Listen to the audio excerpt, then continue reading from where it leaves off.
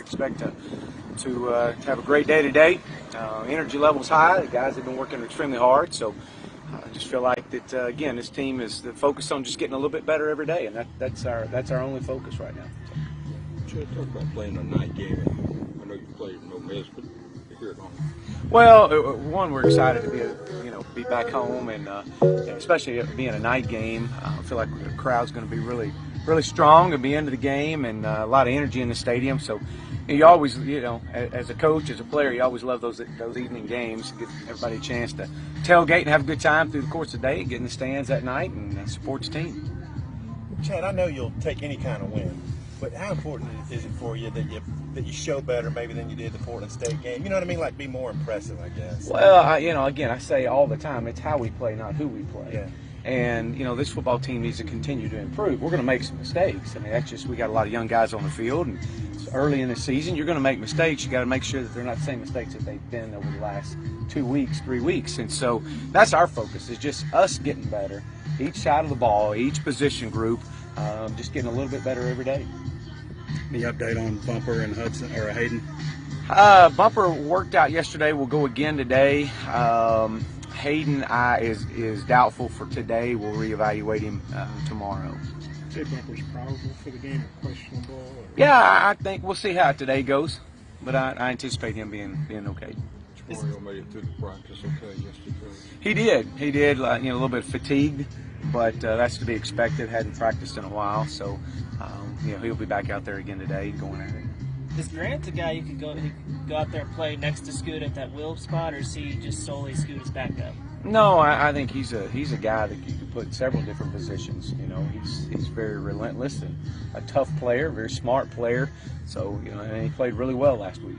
Coach, I'm not sure if we've asked, but how much longer do you think Soli will have the club on his hand? I think we're probably going to have for the majority of the season. Yeah.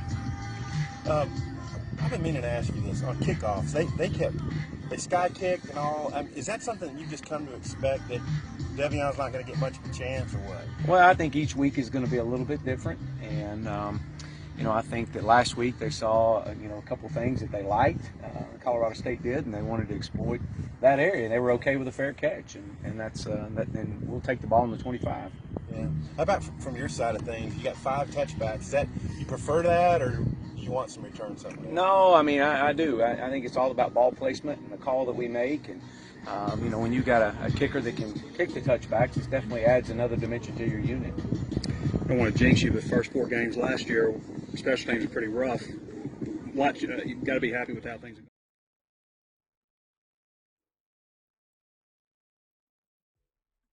Every day here on KDSJ 479. And real quick, before we get this thing started, I want to give a shout out to our sponsors, Lindsay and Associates, Locomotion, Corey Beck's Custom Painting, and KDK's Chicken.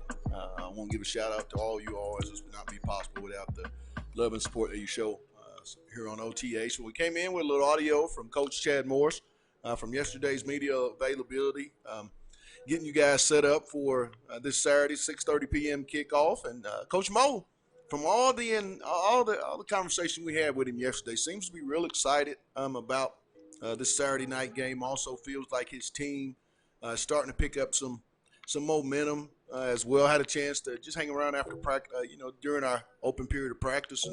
And the football team, I think I really paid attention to the quarterbacks, and they seem to be spinning the ball quite well. Seems to be a real energized energy. And, I want to make a note. A lot of people may not realize this. Trey Knox and Traylon Burks lead all SEC freshman wide receivers in yardage. I think Knox has 216, Traylon has 217.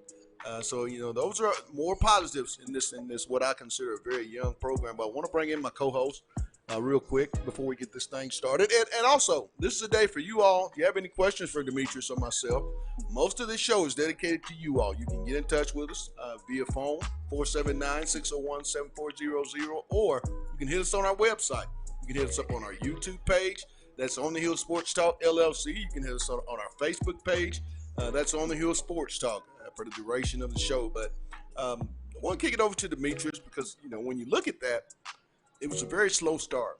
A lot of questions. You had two talented freshman wide receivers that just, those first two games, you didn't feel like they were a big part of the offensive scheme. Is this surprising to have two freshmen lead the SEC in the freshman receiver core this early in the season? Are you surprised that they were able to do what they're accomplishing basically in about 6 quarters? Yeah, first off, let me make sure I got this. I'm understanding the stats right. You're saying Traylon Burks and Trey Knox are leading all freshmen. All freshmen SEC receivers. Yes. All freshmen wide receivers. In the SEC, just in particular, SEC receivers, SEC freshmen. But no, I'm not shocked. I think this is what Chad Morris imagined for these guys to come in. I think this is something he's going to use as a recruiting tool as far as this is the type of offense that we're going to utilize here at Arkansas. I think it's only beneficial to see these guys gain accolades as a freshman because it motivates freshmen to come here and play and know they have a chance to get in the mix right away. That's a big game.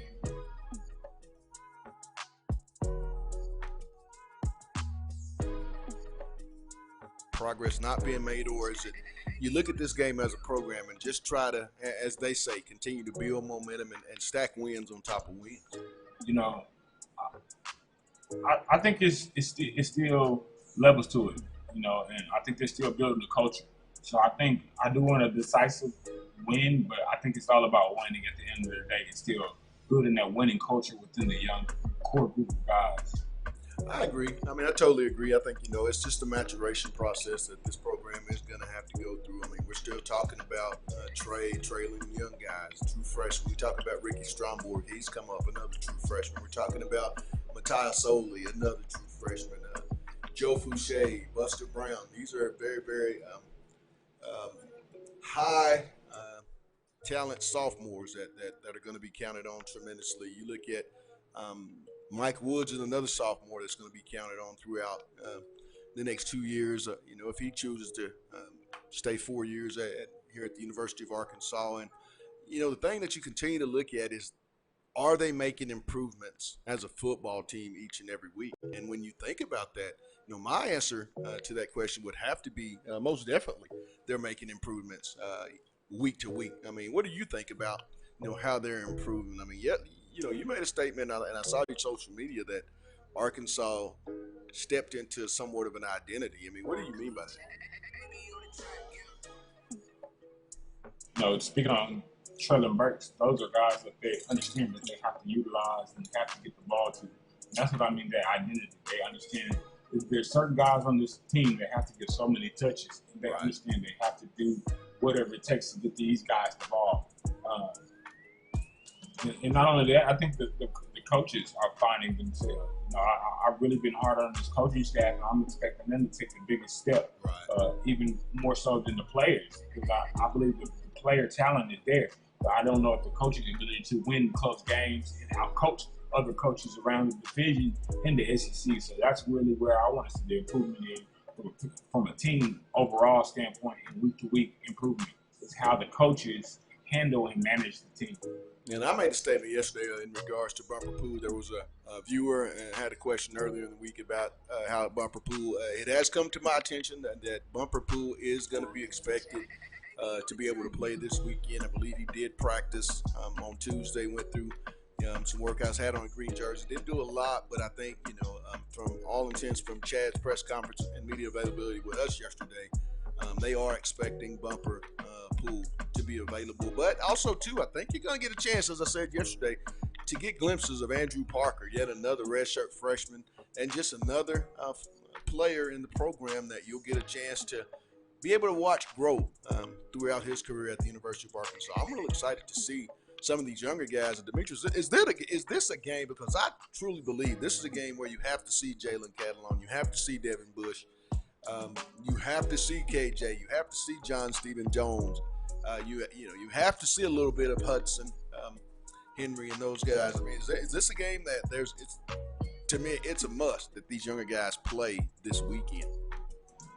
Absolutely, and that's what I was meaning by I'm really eager to see how the coaches manage these guys, because there's a lot of things with this young team that they have to do early on in the stage, because once this SEC gauntlet kind of kicks off, it's going to be too late for those guys to kind of get in the rhythm of things. There's going to be a lot of mistakes made because there's a big gap between the talent and experience level. Right. You mean to tell me some of these guys haven't paid all of 10 reps yet? So I think it's going to be crucial. And again, I think guys like KJ Jefferson, the quarterback who hasn't gotten any reps yet, Spivey, you're getting ready to really miss up on the opportunities to really use their 4 games as far as red shirts. Because really, when you look at the remainder of Arkansas, they really have a few and far in between non-conference games left.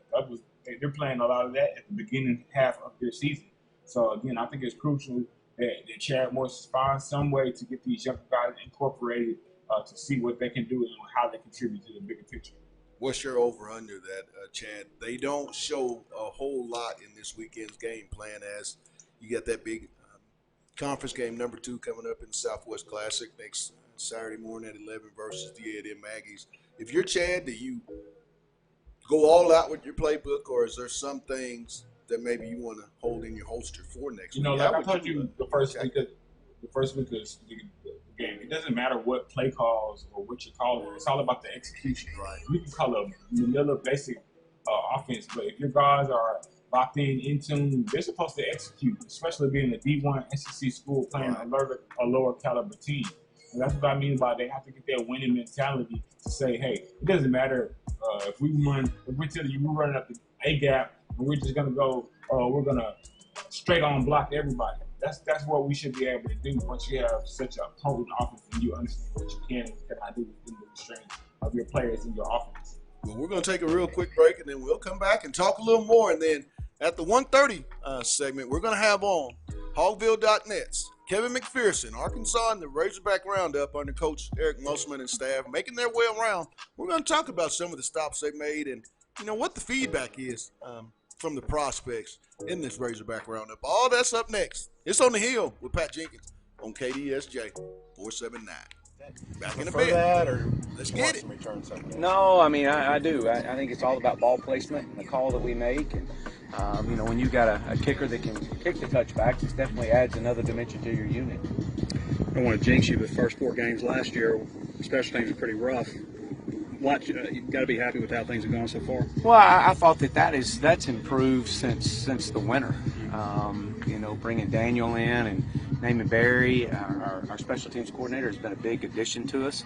They work great together, and I think that it's really showed off of the intensity at practice, the attention to details that these guys bring to those units. So, I think this is that area of our football team has been much improved. Coach, have y'all changed anything with play calling or anything? Some people noticed the bigger board you were holding at the game, but I think it's the same that you were holding like at SMU and stuff. Yeah, I've in the past I've always had my board. Usually I've folded my game plan up, put it in my pocket, but I've changed a little bit and wanted to have it more in front of me. And like I said, I'm extremely involved and will continue to be. Your offensive team captain is going to be? Ty Clary.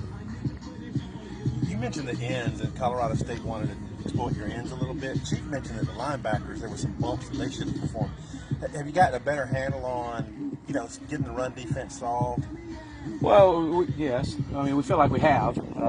We definitely have in practice, just trying to get the fits right from the back end and making sure that when they do get to the edge on us, that we do have someone there to fit the gap. What about Jamario, a guy that's a little more physically developed there at end? How can he help you? Well, we hope he'll provide depth that would help us out a bunch, and obviously his size his experience will definitely help those young guys out.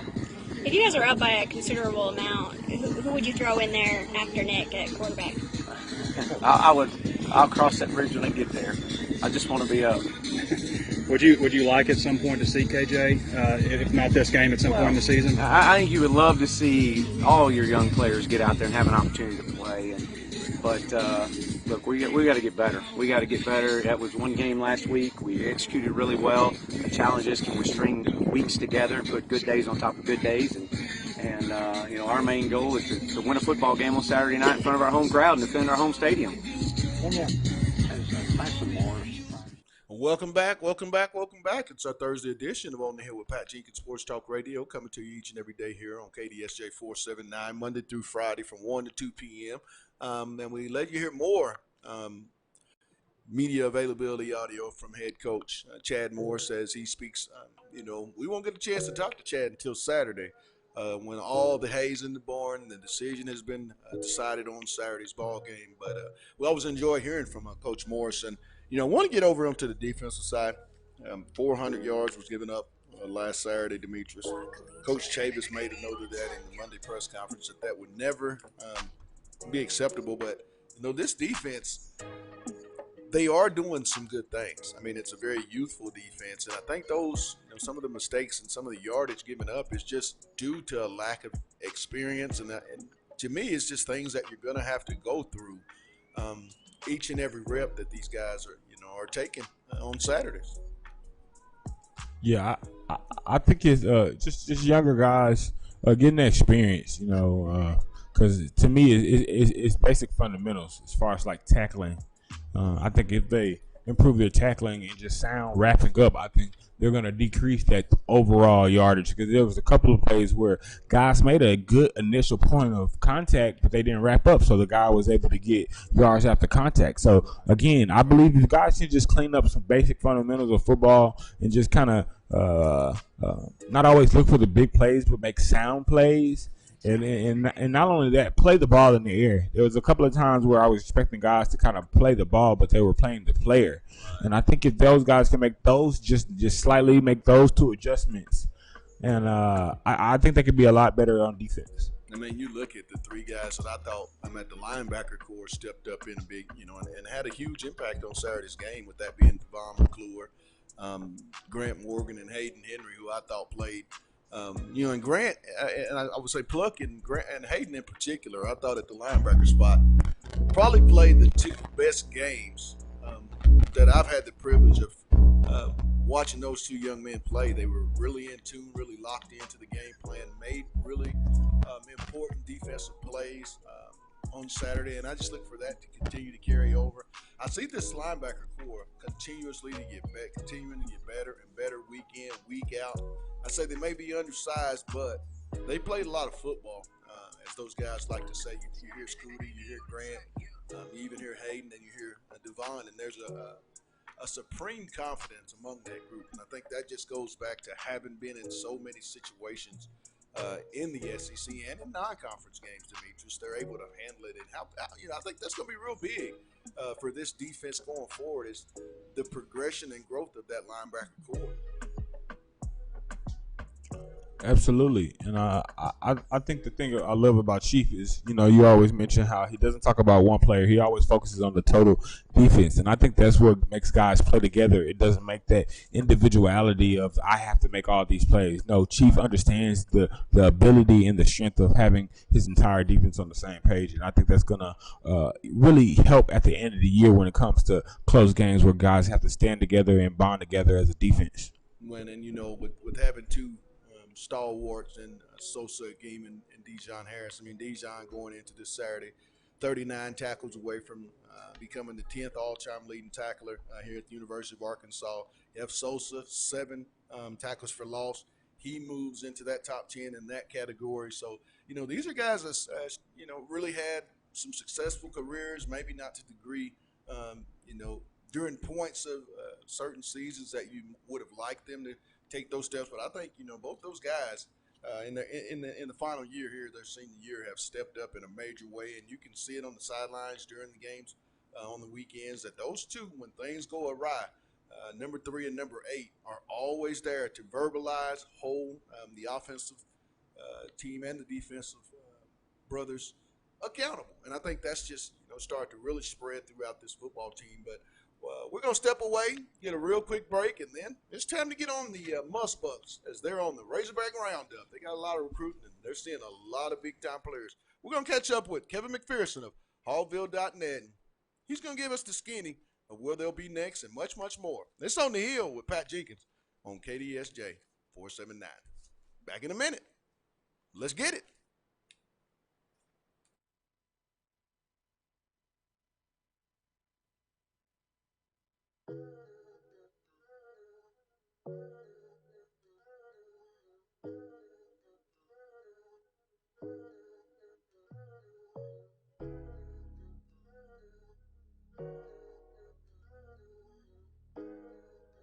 On the sideline that our guys were going to go win football, and they did it in the fourth quarter, and really excited about that. And I think we could have, like I said, we could have played better.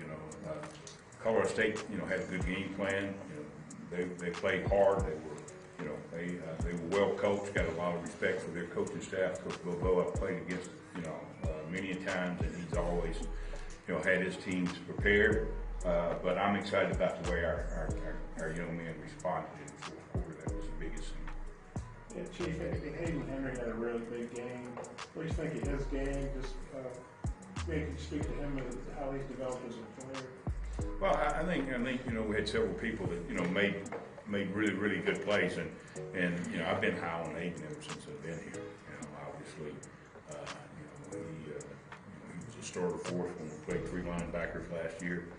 He's got the ability to play either the strong side or the weak side, and he is a tough, hard-nosed, physical football player, and that's what you look for.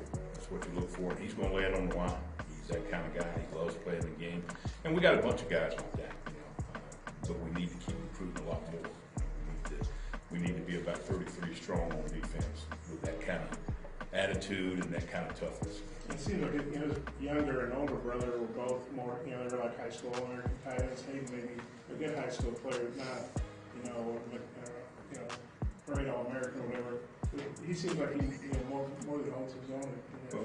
I don't want to compare him because I don't know, anything, I wouldn't compare him anyway. But I do know this, I'll take Hayden Henry every day and any day. Chief, could you speak to the play of your ends? It looks like Colorado State wanted to get to the end a little bit, and then Jamario Bell, get him back this week. What's his status? Well, like I said, Coach will always speak on that. He will speak on that, and yeah, we did. There was a couple of times that we didn't make the adjustment. We had checked the coverage, and once we checked the coverage, we're in a bump scheme, and we didn't get bumped. And they made a 5-man surface a couple of times on us, and we knew that and worked on it. And we didn't get bumped enough, and it was alignment. But again, that goes back to coaching. We got to be able to do those things. Felt like we did it enough in practice, but we didn't get it executed. And they were able to make a couple runs, on the edge, and we got to be better. Chad mentioned he thought Jamario would be back. What would he add if you were able to get him back into the mix again? Well, some maturity, some maturity. He's played ball here, and like I said, I think Coach Caldwell has done a great job with those freshmen. We've played 2.5 ball games with one older guy and a bunch of freshmen. And they're growing up, and if you associate them getting to the edge, with those ends, that wasn't the case. As I said last week, is if they get outside of us, it's not always the end's fault. More so or not, it was us not, with our linebacking core and a safety involved, getting the correct bump and how far we had to bump. Yeah, Chad said bumpers probably day to day this week. I just think the other guy, I guess Hayden and Grant and Miller all got extra reps. I think those guys did, and if bumper isn't able to play, how do you feel about the position? I feel good, and we're always going to take them in. Welcome back. It's our Thursday edition of On the Hill with Pat Jenkins Sports Talk Radio. And real quick, before we get on to our featured guests and talk a little Razorback Roundup, I want to give a shout out to our sponsors, Lindsay and Associates, with an office location in Fayetteville and office location also too in Rogers. Locomotion, located just below the Northwest Arkansas Mall in Fayetteville. Corey Bates Custom Painting, and our newest sponsor, KDK's Chicken, located at 989 Razorback Road. Go down and see Kathy and get you just get a plate of the love. Like I say, it's not your mama's best chicken in the South, but Eric Mosman and staff began a little over a week and a half ago the Razorback Roundup as the opening period, recruiting period, 6-month long for the basketball staffs around the country started. And he got on the bus and started his roundup. So we thought we'd get on our bus and catch up with our good friend that follows it like no other, Hallville.net, Kevin McPherson. Kev, welcome back to the Hill, my man. Hey, man, always good to be with you, Pat. You know it. Let's get into it. This staff has been really, really active. Kevin, when we started, when Musselman came in, a lot of grad transfers brought a lot of, uncertainty as to how this staff would pursue the high school prospects. It started in August. They start bringing in the high priority kids in the high school level. Talk about, where they've been and where are some other places that they continue to go. I first want to talk about Kennedy Chandler, a young man out of the Memphis area, Briarcrest High School. Talk about, how things are going with Kennedy at this moment. Well, they've made him a priority, and they've been out to see him twice. The 6-month-long recruiting period started on Monday, September 9th, and and since then, basically not even 2 weeks yet, they've been out to see him a couple of times there in Memphis. 6-foot point guard, helped lead 17U Mo-Can to that national Nike Peach Jam title back in July. And Arkansas, got him in for an unofficial visit in August, and that went really well. And so, Kennedy Chandler to me is the kind of guy that can really change things for a program because he's so good at making other players around him better. And it's why he won a state title in his high school season last year as a sophomore, and it's why he helped spearhead that Peach Jam title with some of the best players in the country vying for that back in July. So this is the kind of guy that gets you to the winner's circle as a point guard. And I think he's a throwback, true point guard, Kennedy Chandler. And that's why Arkansas's, and of course, Memphis, Kansas, a lot of the blue bloods are now coming in. So it's not going to be easy, but Arkansas is definitely in the mix. Who all's been to see Kennedy over that you're aware of outside of Arkansas? What schools are really showing heavy interest in this 2021 high priority that the Razorbacks are pursuing? Well, you got to understand, first and foremost, anything in Memphis starts with Memphis and Penny Hardaway. And, they're prioritizing him. It's going to be hard. When I've talked to him and his family, they acknowledge the fact that that's,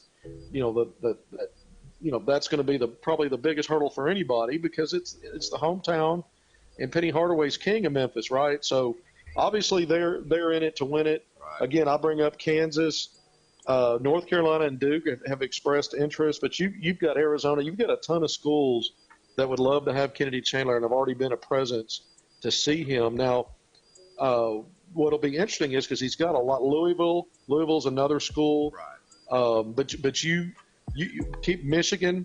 Keep an eye on where he takes more unofficials. His family says he's going to take a lot of those and some junior official visits. Arkansas would love to have him back in.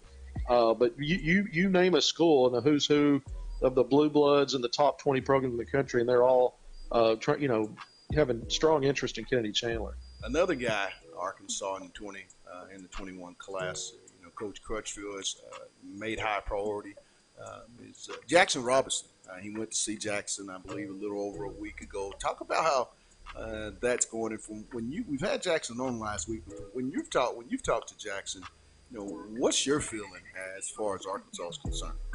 I think there's a high level of interest there. Obviously, it's mutual. Arkansas offered him.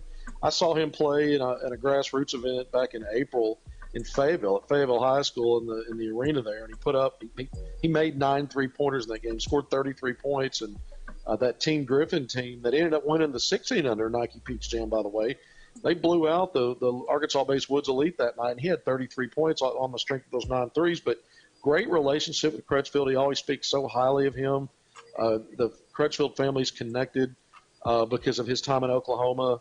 and his sons, Crutchfield's sons, playing basketball. So there's a lot of connectivity with these Oklahoma prospects. And Jackson Robinson out of Ada, he's a top 40 player in the country in that 2021 class. He really likes Arkansas. Of course, the Oklahoma schools are on him. A host of others, Wake Forest, Houston, but he's got several high major offers now.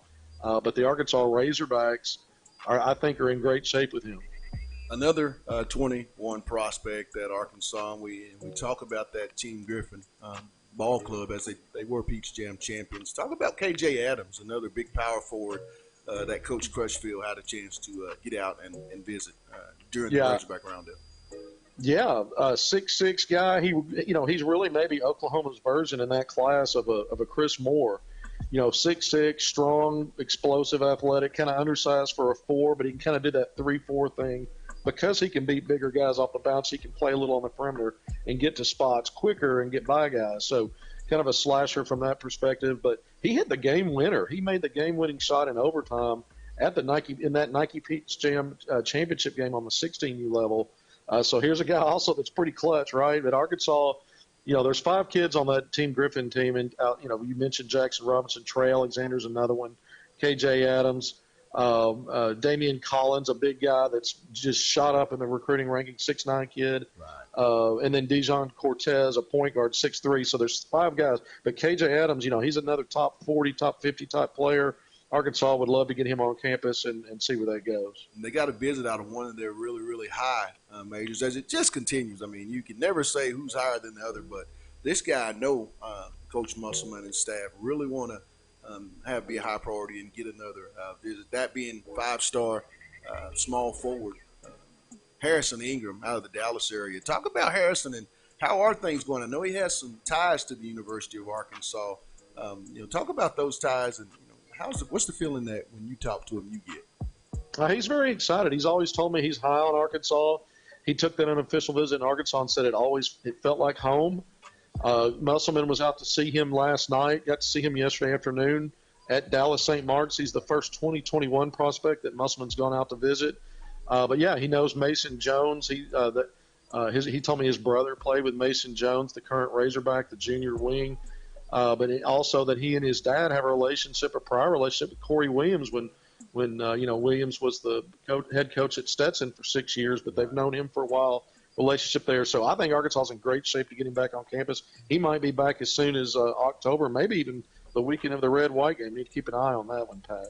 We keep going back to this Team Griffin. Trey Alexander, combo guard out of the Oklahoma City area, I believe Heritage High School. Talk about Trey. I know he has some family ties as he's related to, I believe, the Conleys. Talk about Trey and the impact Coach Crutchfield has had, and multiple 21 guys that we mentioned here. Yeah, Crutchfield, he loves Crutchfield. Both he and Jackson Robinson always speak highly of him and how excited they are when they know he's going to come visit or when they were coming to Arkansas. So that, those bonds are strong. Obviously, the goal is to get them familiar with Eric Musselman and some of the other coaches and what Arkansas brings as an entire staff. But, Oklahoma's just a state away. That's, we've seen guys like Lee Mayberry and Clint McDaniel and others come in and make Arkansas Razorbacks their college destination. And I think Arkansas's in great shape. Trey Alexander, a big combo guard that can run the show. 6'4", 6'5". He can play the point. He can play the 2. But he really ran things for Team Griffin. He was on the ball more than anybody, kind of running that team. He can get you a bucket. He can score at all 3 levels. He sets guys up. And he was also clutch. He also hit a buzzer beater to send that championship game into overtime before KJ Adams finished it off in OT.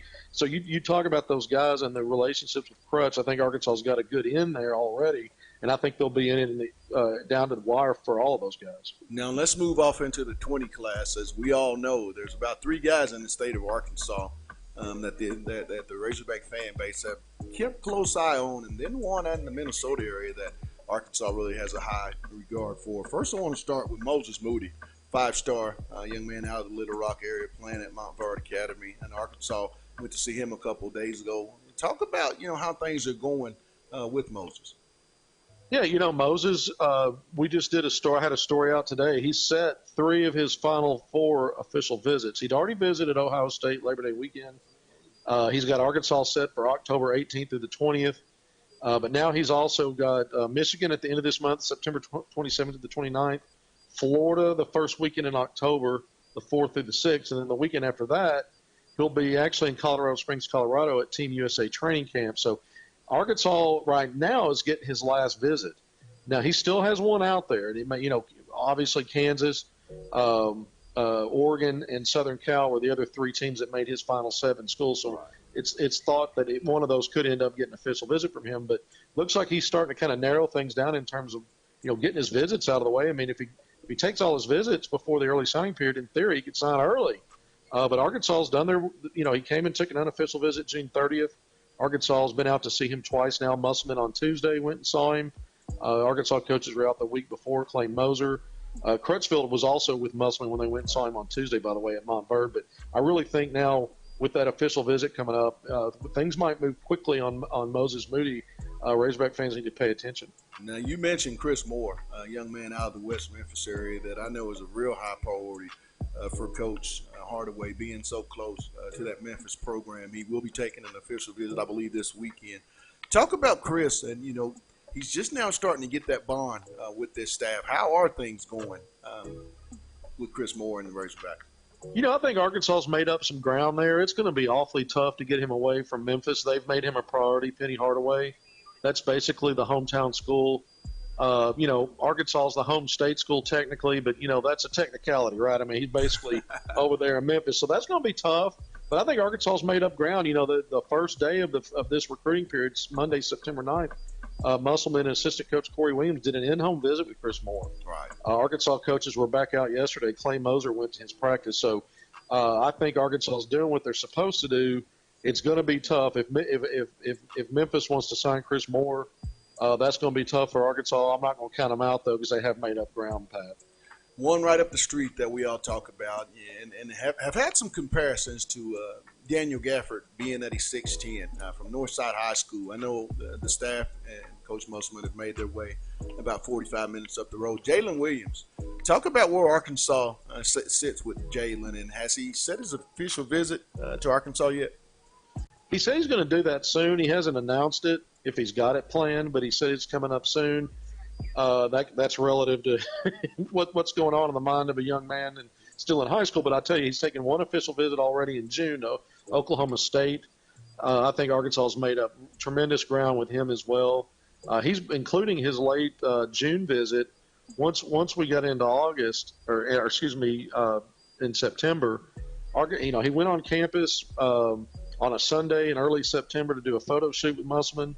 A couple of days later, Musselman and Clay Moser were at Fort Smith Northside to watch him practice, and that was last week. Right. And then Musselman was back out to Fort Smith Northside on Monday of this week. So Musselman's been directly involved with him in 3 different encounters in the last couple of weeks. That says a lot to me about what a priority he is for this staff. 6'10" forward center, soft hands, can score at all 3 levels, a great passer for a big guy.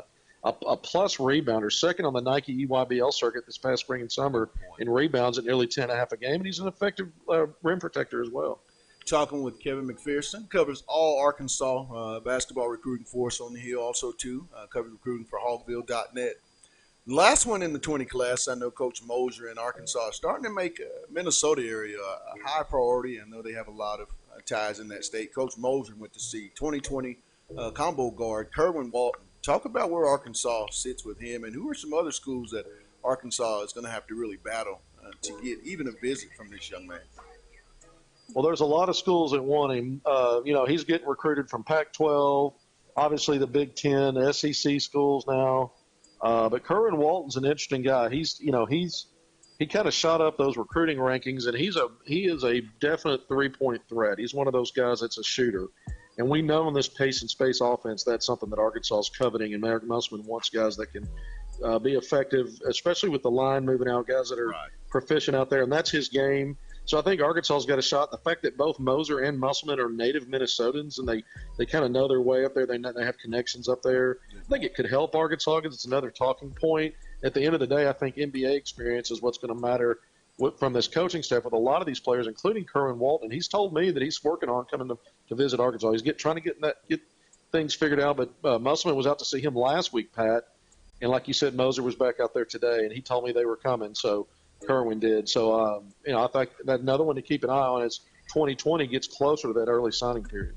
Now we talk about the big one. We saved this one because you and I had talked about this young man way early, probably about a week or 10 days into Coach Eric Musselman taking the job. He put out a major offer to what I consider a five-star player. Don't know how this kid continues to slip in the rankings. Kyrie Walker, he's pretty much confirmed that he'll be here the weekend of the red-white game. How big is that? And my question to you on the second part of that, Kevin, is if Kyrie were to enroll early, as a lot of talk has been mentioned, he may do that. When you get a player like this, and you're trying to get players like a Moses Moody, Jalen Williams, and those type of guys and into that 21 class, how big would this be going forward for Coach Musselman's staff if this guy chose to be a Razorback? Well, if he's truly going to be like a midterm signee, meaning not in the fall semester, because he's right now enrolled at Hillcrest Prep, my understanding is he's got to do work to complete his get graduating credits to move on to college level. So if you're getting him around sometime in December, let's say that he chose Arkansas, he's going to visit in October. Let's say he commits and signs early, but he can't come on board as part of the 2020 class, obviously, until he graduates, and then he can reclass to 19 and come at midterm. Well, several things. How will that impact guys like Moses Moody? If Moody signs early, obviously at that point it doesn't matter because the young man hasn't even been on campus yet. Right. But I think it can impact positively if it works out. I mean, let's say you bring him in.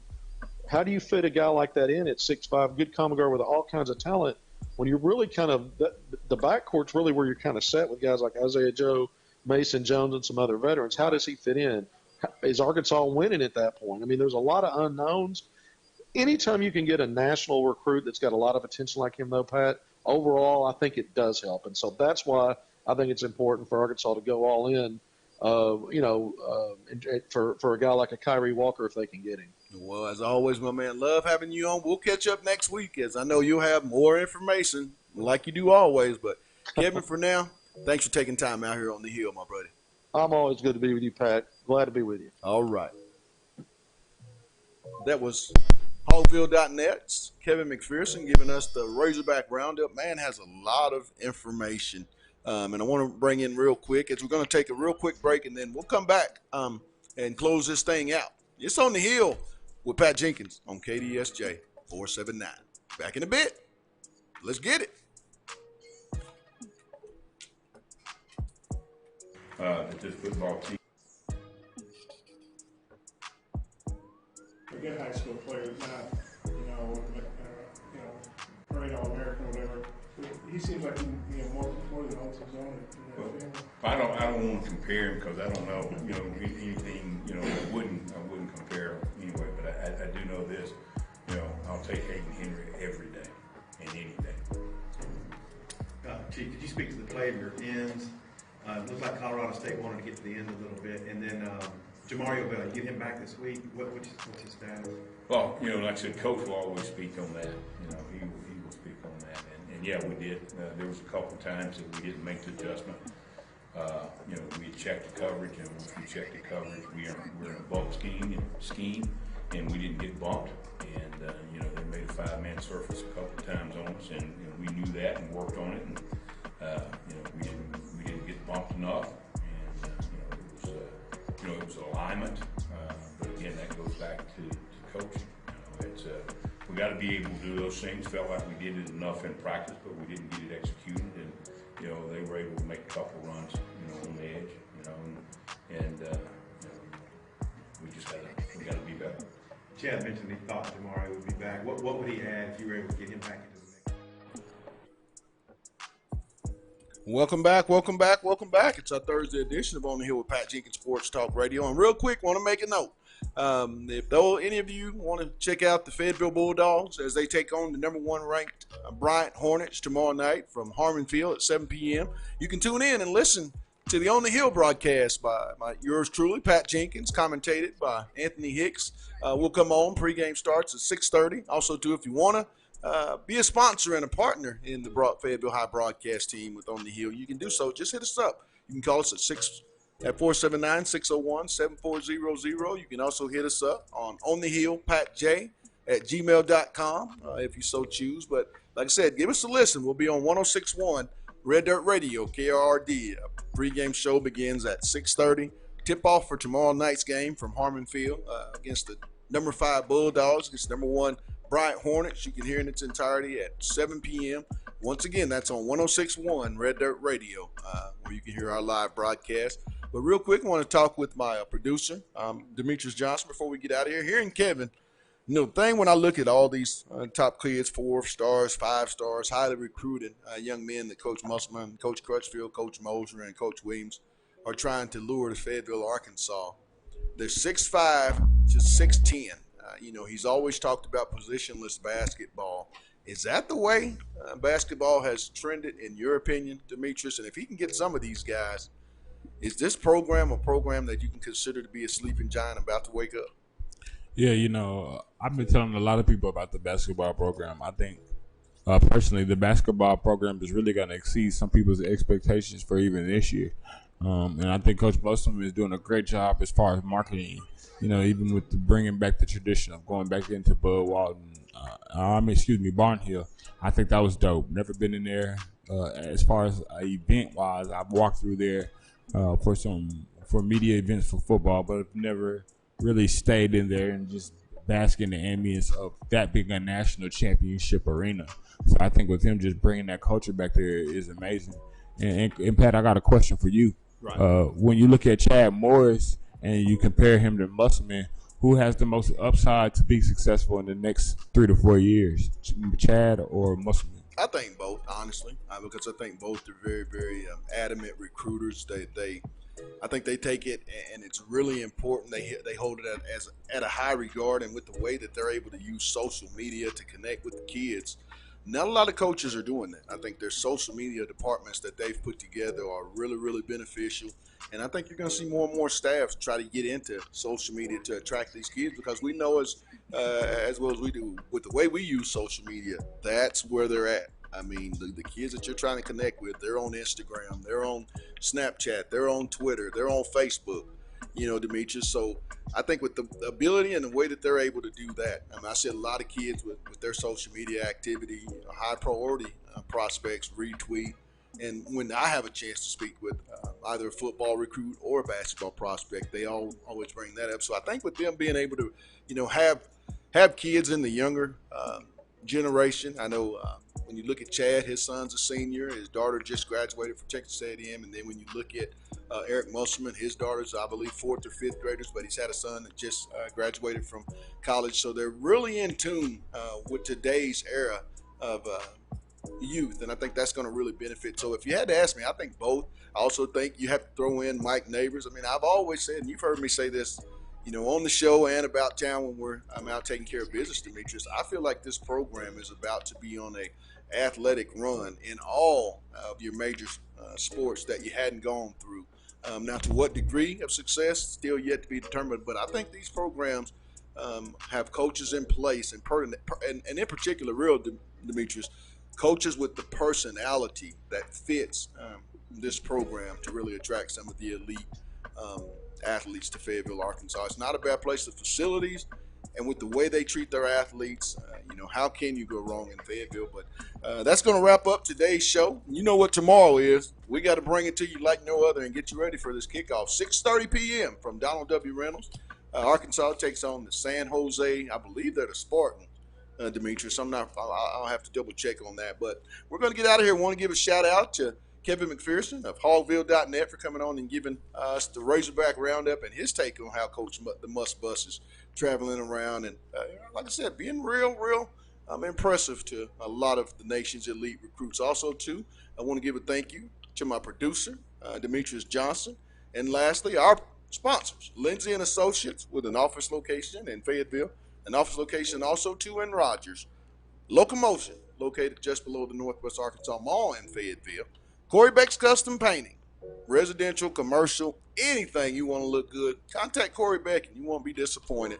And our newest sponsor, KDK's Chicken, located at 989 Razorback Road. Go check out Keith and Kathy. Get a plate of their love. Like I always say, it's not your mama's. Best chicken in the South. But that's going to do it. Until tomorrow, we'll be back with the A, and we'll hope you join us as well. It's On the Hill with Pat Jenkins on KDK.